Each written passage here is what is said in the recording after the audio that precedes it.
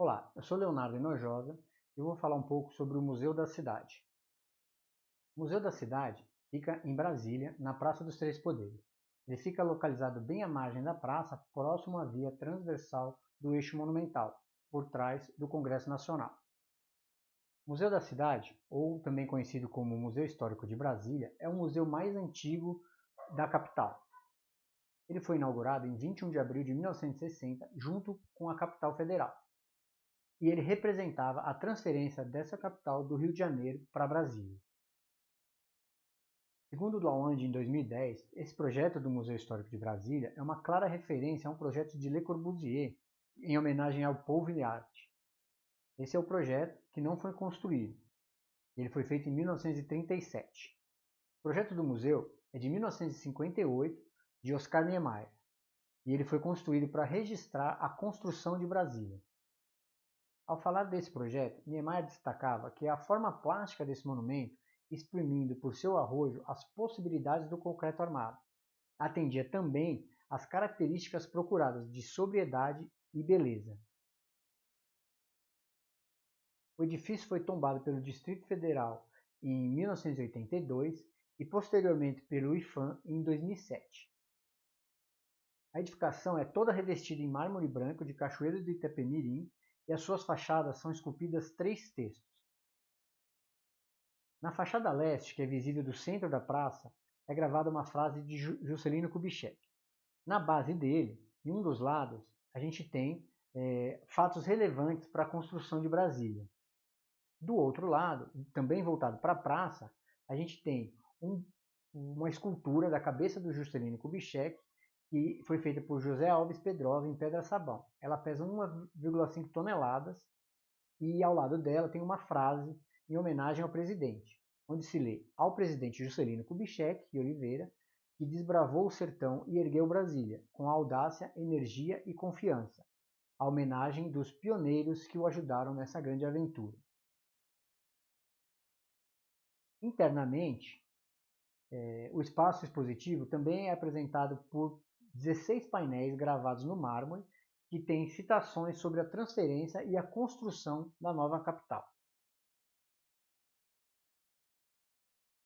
O museu está contido num bloco longitudinal de concreto armado de 5 por 35 metros de comprimento. Ele é formado por 2 vigas em C. Essa estrutura se apoia num cubo que é formado, na verdade, por 2 grandes pilares. Entre esses pilares está uma escada, um pequeno depósito e sanitário de acesso restrito aos funcionários. O vão entre as 2 vigas C, inicialmente, serviria como iluminação, porém esse recurso nunca foi utilizado. A composição do monumento dá uma ideia de um monolito apoiado em um único suporte. E isso gera 2 balanços expressivos, o menor de 13 metros e o maior de 15 metros aproximadamente. Para fazer a análise estrutural dessa estrutura, ela foi modelada no programa SAP 2000, através de dimensões que foram colhidas em loco. Com esse modelo, a gente pôde observar o deslocamento máximo que acontece na extremidade do maior balanço, ele é de aproximadamente 1 centímetro. Também foi possível constatar a grande concentração de momento no encontro da grande viga C com o pilar de apoio. Nesse ponto, o momento chega a 30.517 kNm. Outra informação interessante é o esforço máximo na base do pilar, que chega a 7.111 kN. Para essa edificação, foi feita uma inspeção predial utilizando a metodologia GUT, desenvolvida por Kepner e Tegori. Nessa metodologia, é medido gravidade, urgência e tendência das patologias encontradas, dando a elas um grau que vai de total, alta, média, baixa a nenhum, e cada uma delas ganha um peso numérico, que pode ser depois calculado. Em 6 de novembro de 2020, foi feita então uma inspeção visual para identificar as patologias desse museu. Nessa inspeção, foi constatado então que na fachada existiam peças de mármore que apresentavam grande quantidade de fissuras ao longo de toda a fachada provavelmente decorrente de retração da argamassa de assentamento. A gente pode notar essas fissuras mapeadas. Além disso, há também alguns pontos com fraturas e lascagens dessas peças de mármore. Essas patologias são meios de entrada de água e impurezas que podem se agravar, ocasionando novas anomalias, como lixiviação, que também foi encontrada lá. A gente vê aí algumas fraturas e lascagens na fachada. Também foram identificados manchas por infiltração nas fissuras e em rejuntos comprometidos. A gente pode ver aí alguma dessas manchas na base da estrutura. Foram identificadas também alterações cromáticas nas pedras por umidade, insolação, poeira e sujeira. Inicialmente, isso afeta apenas a estética do edifício, mas posteriormente elas podem danificar as propriedades físicas e mecânicas das peças. A gente pode ver aí no detalhe um rejunte comprometido e um tratamento feito com cor diferente. A rampa de acesso também apresentava algumas patologias, como manchas de umidade, fratura, desplacamento de algumas peças e muita sujeira também foi encontrada. Internamente, são identificadas também fissuras nas peças de mármore, fraturas, lascamentos, pontos de infiltração, lixiviação e diversas outras patologias, como manchas de infiltração pelo rejunte das peças,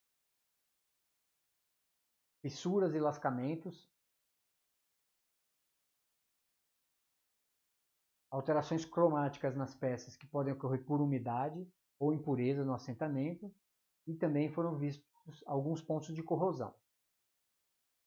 As esquadrias da janela também apresentavam avançados estados de deterioração, prejudicando a vedação das mesmas.